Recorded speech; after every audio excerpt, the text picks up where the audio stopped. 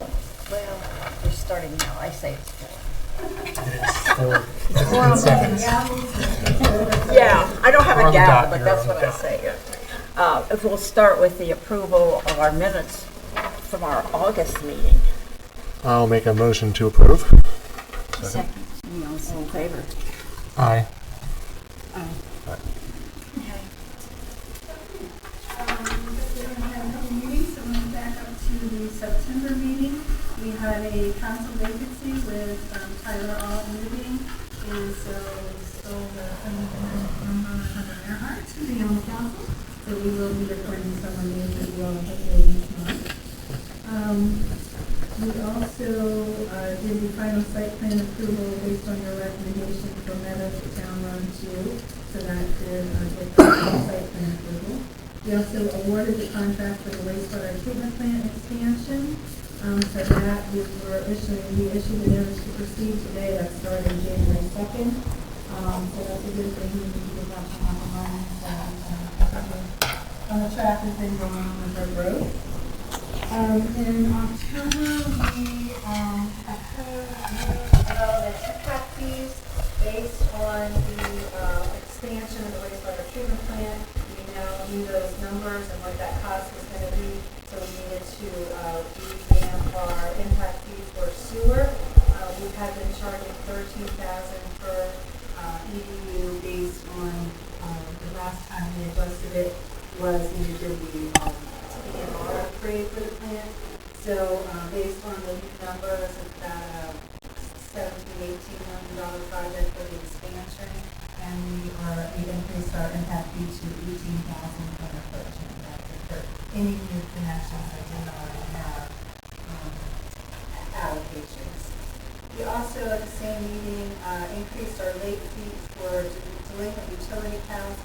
It hasn't been increased in probably 25 years. It was still $25, and that was, we bill quarterly, we bill in arrears, so it's already, 2 quarters behind once you get a late fee, and it goes through many phone calls and emails and reminders, and the staff time is a lot, so we raised it to $75.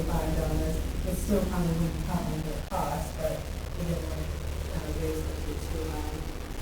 We also did liquor license letters of support for Breton Bay Drive for the expansion of the kitchen, and the reps for the expansion of the theater. And then we also accepted the water, sewer, and storm drain for phase 3, 4, and 4A in Parks West. So the only thing we have standing is the roads and those 3 sections in phase 4. Once we finish all that, then that subdivision will be finalized. And then just at our November meeting, we had a public hearing on an ordinance for updating our code of ethics ordinance and state mandated revisions, and those were approved. And then we received a perpetual easement from John Dietrich, who lives at Leonardtown Landing at the Wharf. Several years ago, Ron Russo had given us the riparian rights right in front of all the townhomes that were built down there, so that eventually we could extend the boardwalk to Tudor Hall. Lot 5 was the actual townhome that Ron Russo had built and lived in, and John Dietrich, who retired from the county Department of Public Works, he is what owns it now, and he wanted to make sure that we got the riparian rights in front of theirs, because that would be the only piece that we still needed to make that connection with the boardwalk. So that was really wonderful, and we just gave it to the town to make sure that we can see our vision through for the waterfront plan. In case we sell someday, everything will be on the property. We also renewed our snow removal contract with Bay Country Contracting. We awarded, we did the water sewer maintenance contract. We have a new contractor, John Holton Landscaping. He's actually been subbing under Bay Country in the last few months. Bay Country decided not to bid on the contract this time. And then we announced that we did receive the 4th facade grant with Community Legacy for next spring. We got another $50,000 for that, so that'll be the 4th one. We got 50 originally, then 25,000, and the last one was 50,000, and we got another 50,000. it's really been enough to kickstart a lot of projects in town, so it's been very good. Also, we are forming committees to work on a lot of projects we have upcoming this next year, so if anyone is interested in serving on a committee, we have to do the arts and entertainment redesignation. It's our 10-year anniversary for that. We have to do we are submitting the Main Street application to become a full-blown Main Street designee. We have to renew our 10-year Sustainable Communities designation, and that is required. You have to have that designation to receive almost any state grant that you get. And we also have our comp plan, our 10-year comp plan that we will do this next year. So lots of things that, a lot of them will tie together, but we wanted to get a pool of committee members that can work on different aspects, depending on your expertise or your interest. So if you're interested, please let us know. And that was it, other than introducing my side group here. Lisa Glasses is our new assistant tax administrator. She's great. Well, she's still here, so. You're getting soft, Laschelle. Yeah, you must be. I keep her here, so. She's sitting by me at my desk. I had to put her on my desk and everything. Oh my gosh. She's at the top of the desk now. She can sit right beside me for the next 2 minutes, how long, hopefully a long time. Welcome, and thank you.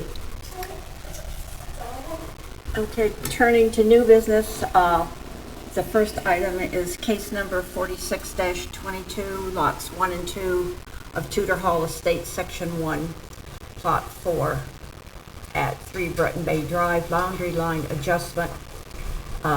They will consolidate lots 1 and 2 into one buildable lot. Thank you. Yes, so the owner is Bear Builders LLC. The engineer is Little Silence Rest.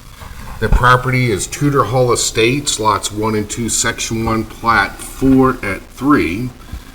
Stat information is that's tax map 133, grid 17, parcel 376. The land area is 13,068 square foot, and that is both lots 1 and 2 combined. Its zoning is residential, single family. It's in the critical area overlay, but the zoning for that is intense development area, IDA. The property is located on the east side of 22576 Breton Bay Drive, across the street from Tudor Hall Historical Society building. Tudor Hall subdivision was recorded November 11th, 1959 in the plat records of St. Mary's County, Maryland at Plat Liber 4 at 3.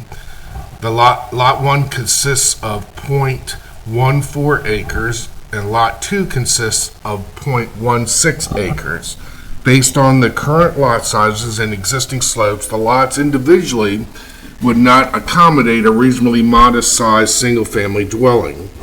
Other properties in Tudor Hall Estates subdivision have had and been approved for lot consolidation to allow development of single-family dwellings on these older recorded lots.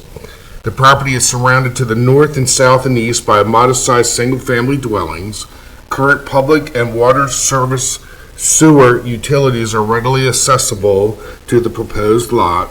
Existing public water service runs along Breton Bay Drive, and the existing sewer service runs along the rear of the property in a recorded 15-foot sewer easement, utility easement, as shown on the subdivision plat. Bear Builders LLC is requesting approval of the boundary line adjustment plat of the 2 lots. Action needed today, the applicant is requesting approval for the Tudor Hall Estates Section 1, lots 1 and 2 boundary line adjustment plat. The Planning and Zoning Commission can vote to approve with conditions, delay, or deny. And if you have any questions for me, I'll be happy to answer them. There's homes on there now, or no? No, it's a vacant lot. It does have a shed on it. I'm trying to visualize what it is. I know where it is, but I'm trying to visualize what it looks like. I'm refused from this. Oh, yeah, I know. I'm just glad to see it's going to be only one house built there. Yeah. That would have been really hard if it. Yes. Well, you want to make a motion? Sure. I did the last one. I move to approve the request for case number 4622, lots 1 and 2, Tudor Hall Estates, Section 1, Boundary Line Adjustment Plat. I second. And all those in favor say aye. Aye. And one abstain. The next case is number 86-03H, and it's Town Market, 22675 Washington Street, the old Bell Company building, southern parking lot area. And it requests for a site plan approval for a market area utilizing 8-foot by 20-foot modernized containers, 22 units. Yes. So the owner is the Bell Family LLC. The client is Gibson Steel and Powder Coating. The property, as you said, is at 22675 Washington Street, which is the old Bell Motor Company building. Excuse me. The plat is the survey plat was recorded at 76 at 112. The SDAT information is tax map 133, grid 10, parcel 309. The land area is 1.497 acres, and the zoning is commercial business. The subject property is located at 22675 Washington Street. The property consists of 1.497 acres. The existing building is approximately 27,721 square foot in size, to include a 5,240 square foot canopy covered area, which is currently permitted for a market area. The property includes an existing asphalt area, which is approximately 42,950 square foot in size. The property has been home to multiple car dealerships and is now occupied with several retail vendors, fitness business occupying approximately 7,588 square foot of space, and the market area outside under the large canopy utilizing 5,240 square feet of space. The client is proposing the existing 42,950 square foot existing asphalt area as a market, retail, and parking area.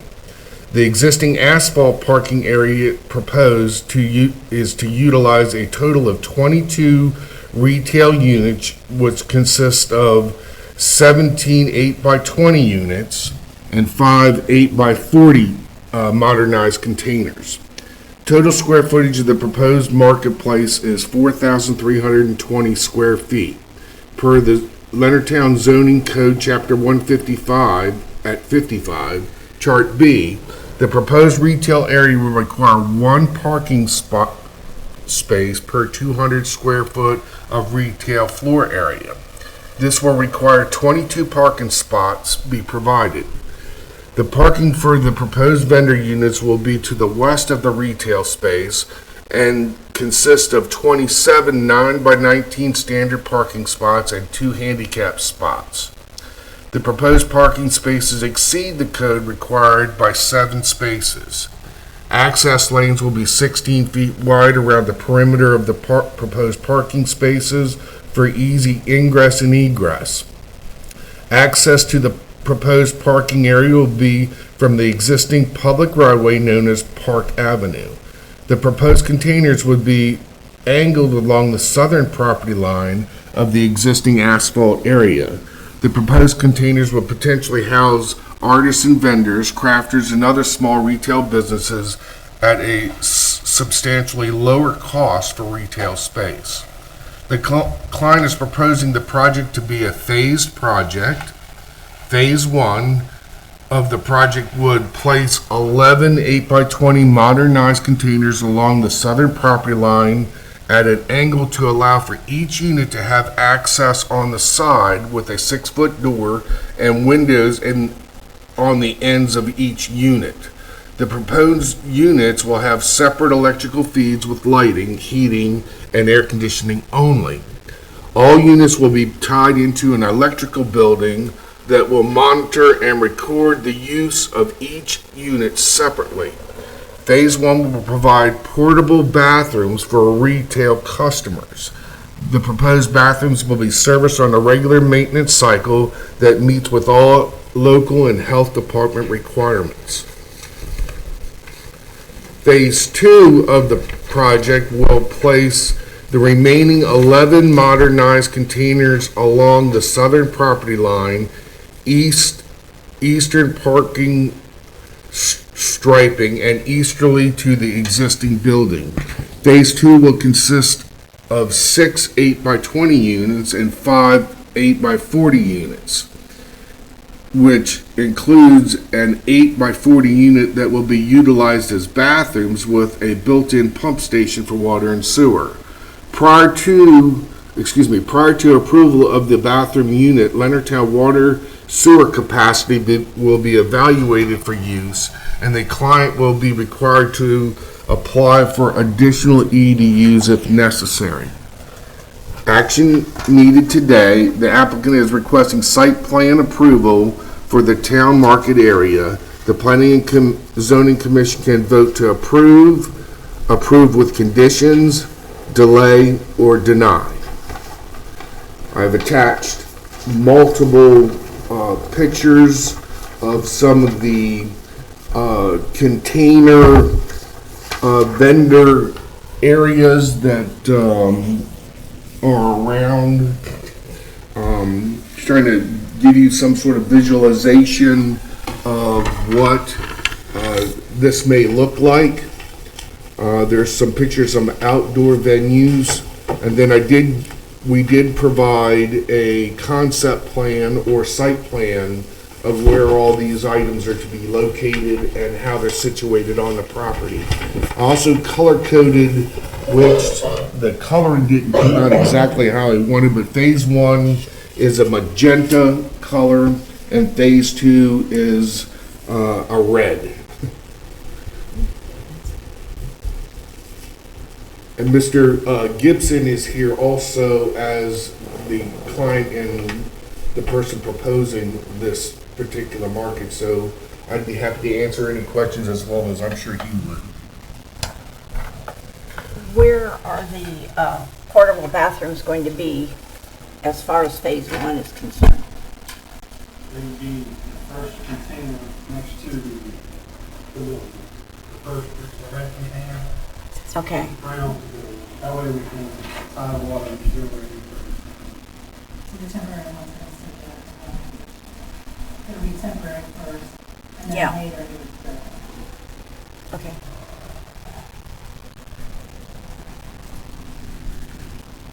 Will you still be able to get in from Washington Street, or will that be closed? We're going to limit the foot traffic only inside of the fence. Okay. There'll be parking in the front there and then parking at the rear. So there'll be 2 entrances, foot entrances from the rear and then 2 from the front to Washington Street. Will you be able to park in the front? I see that the one parking space. Nothing inside the gate. Okay, I know what you're talking about. So that's a big wide open area. What are your plans for the open space? The open space, like the activities, some maybe a small pavilion later for entertainment. But we're doing like a big chess area, some games for the dads and the kids while people are walking around shopping. Just try to promote foot traffic throughout the area, and maybe later on, once we get the foot traffic, some smaller like 10x10 little kiosk areas or something for weekend vendors that aren't full time, that kind of stuff. But the center area would be for what we like, that tables, chairs, activities in the center. So where you're walking through from Washington, is that where the farmer's market is now? Yes, right up under the arms. It's where the pink cap is. Yeah, it's under that. Yes. So that market area on that side of the building would all tie into one big round. Okay.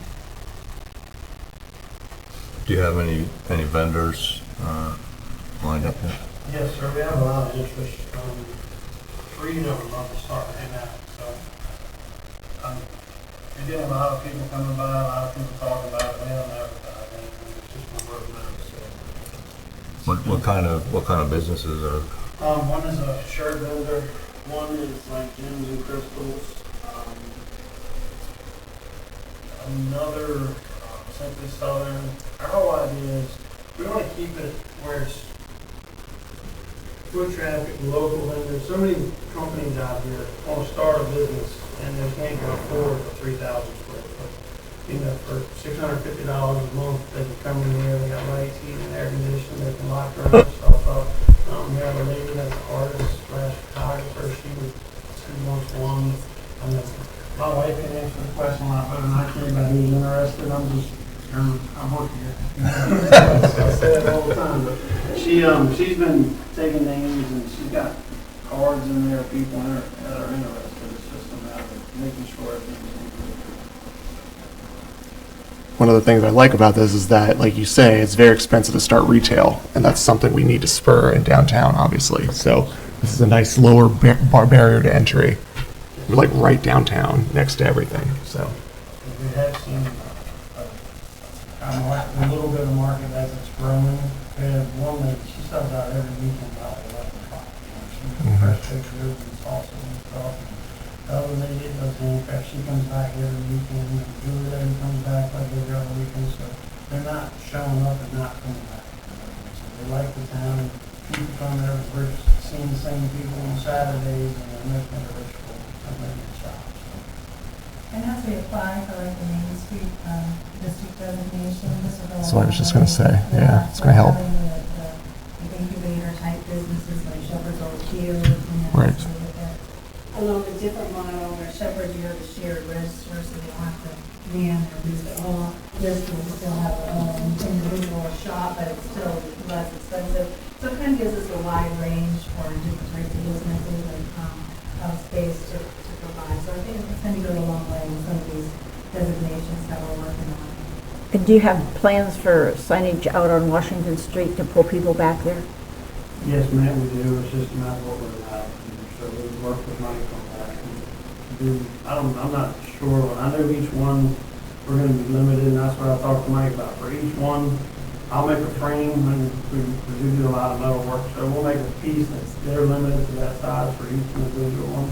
And then, I don't know how that works. So we talked about a A-frame style, something that he could slide names in and pull them out as the vendors if they change, and something that can be removed at the end of the day and brought back in as well. So it wouldn't be a permanent sign out there. And maybe like some smaller arches where you walk in quickly in the town market or something. Have you thought about who's going to be moving that sign in and out?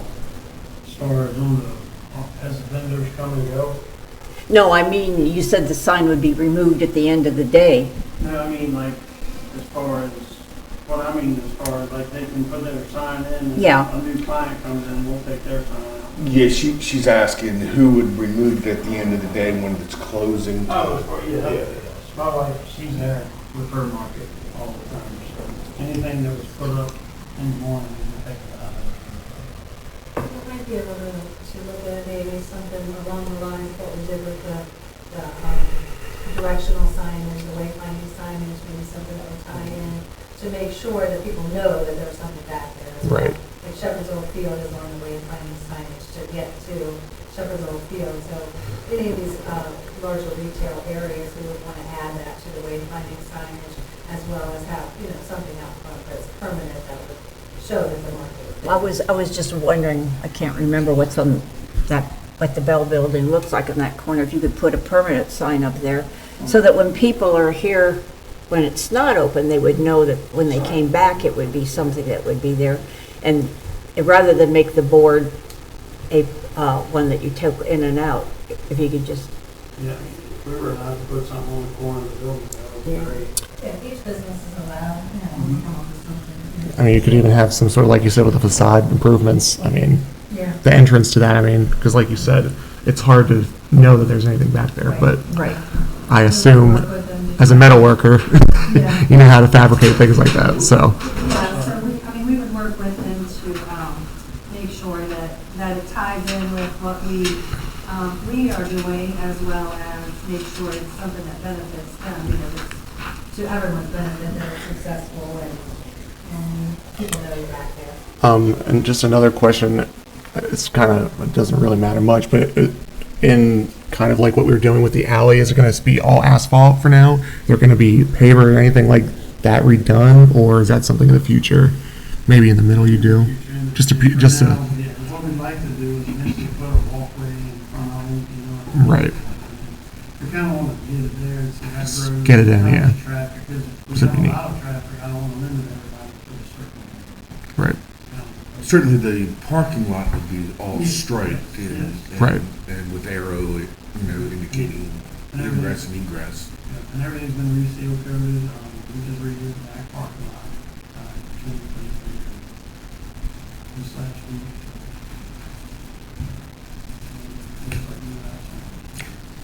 I guess another thing, I assume that you're fabricating all of these? Or are you having them brought in, We're or? in negotiations right now because there's a company that fabricates them, but I don't think their timeline,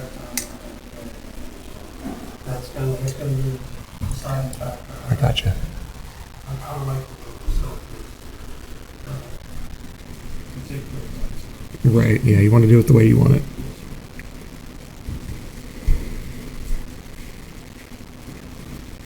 Are they gonna look like these look?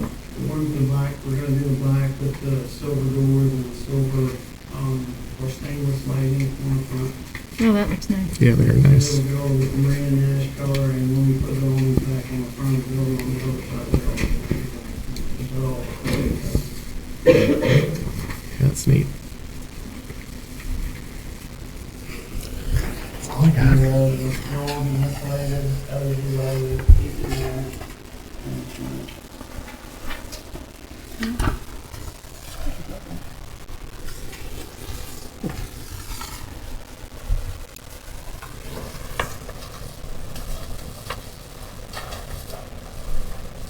That's all I got.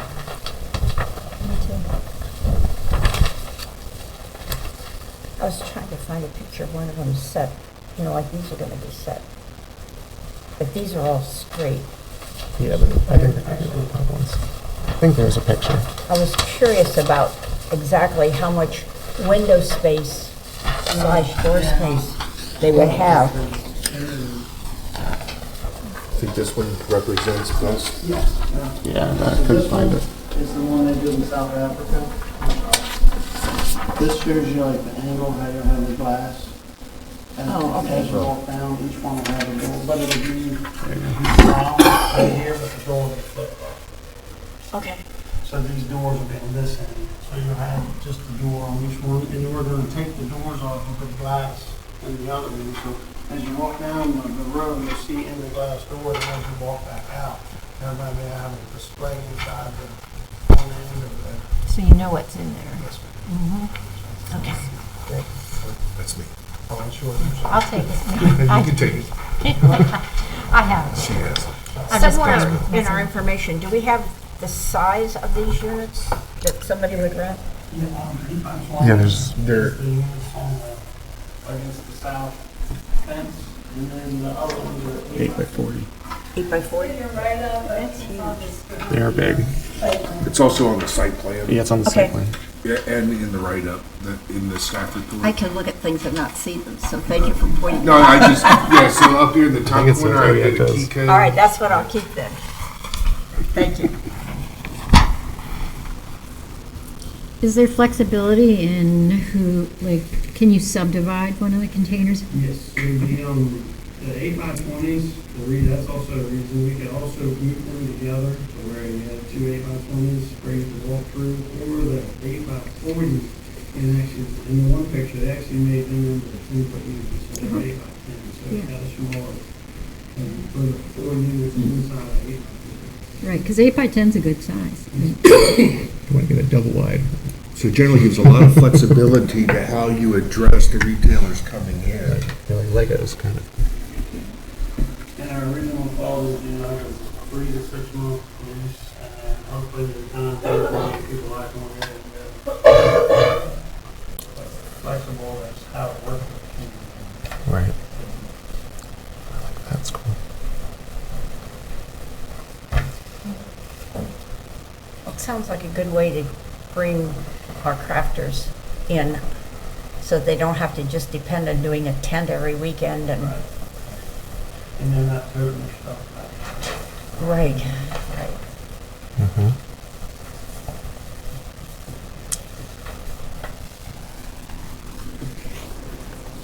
Well, does anybody want to make a motion?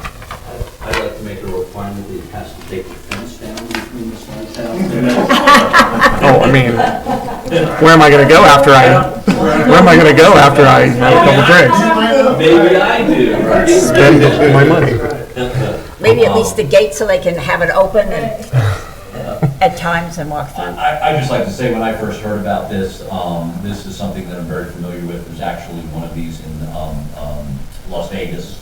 When we were out there for the pizza show, I actually took pictures of the whole thing, and my son and I were like super excited about it. If we ever had the opportunity to do a container city, I think it would be great.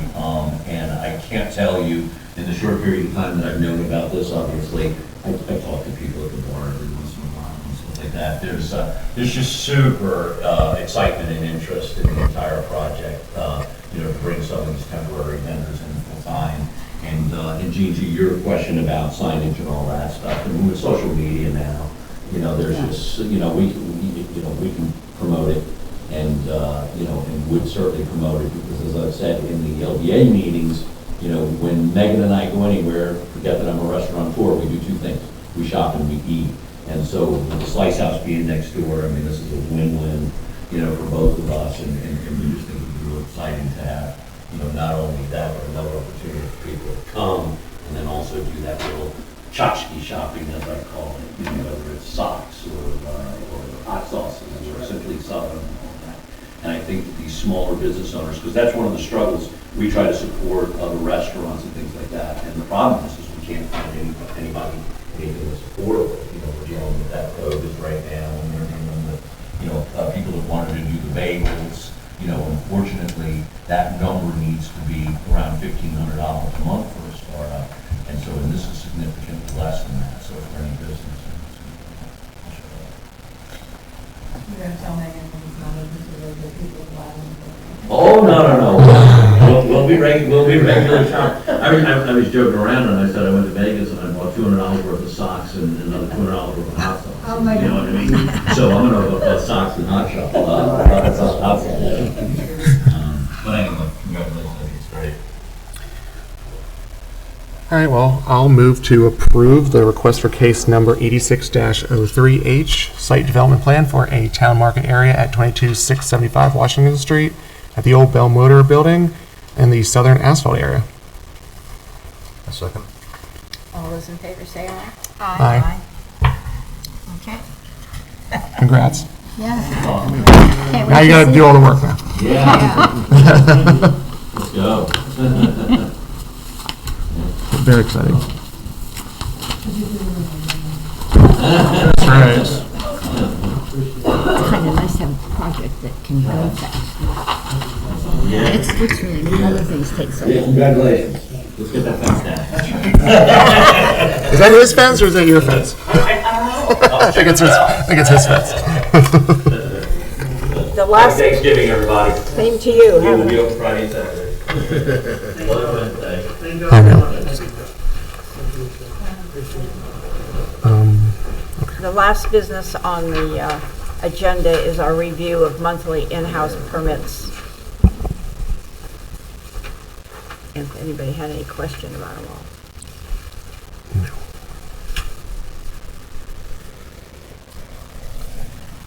That looks pretty.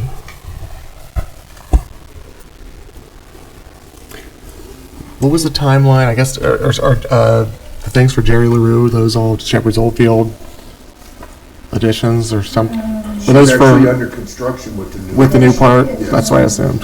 So I assume that the one, do we know the timeline on her addition? As fast as possible. As fast as, I'm sure, I know that's what she said, and that's what we'd all Yeah, like. so we but- have to do some sewer tie-in and water tie-in, but the town is in the process of installing that sewer in the right-of-way currently. And Cool. then they have to put the taps for the sewer and the water. Right. Okay, cool. Very good. How is the progression coming on the coffee social? Oh, good question. He broke his hand last couple weeks ago. He had surgery last Oh. week, so he laid up for a few months. So I don't know how that's going to handle because China's a lot of money. So A lot of people are asking I about it. know. He was hoping in January, but I think that's probably I know he had the floor people in there. I flew down from DC for a couple weeks working on floors, trying to get them finished, but and he still has to go to the fire marshal and he hasn't got his plans in Ireland anyway, so it's gonna be a little while, unfortunately, but it's looking good. I assume same with the Rex. No, the Rex is hoping to have a theater open maybe by January. Really? Oh, cool. And so we made the final submission for the fire marshal a week ago, 2 weeks ago. They're- That's very exciting they're very because it's been a close. long time. Cool. Yeah, have some space like that big downtown, flexible space. Like it. Any other discussion? Nope. Move that we close? Second? I can't move it, somebody else. Oh, okay. I move that we adjourn the meeting. Okay, all in favor, say Aye.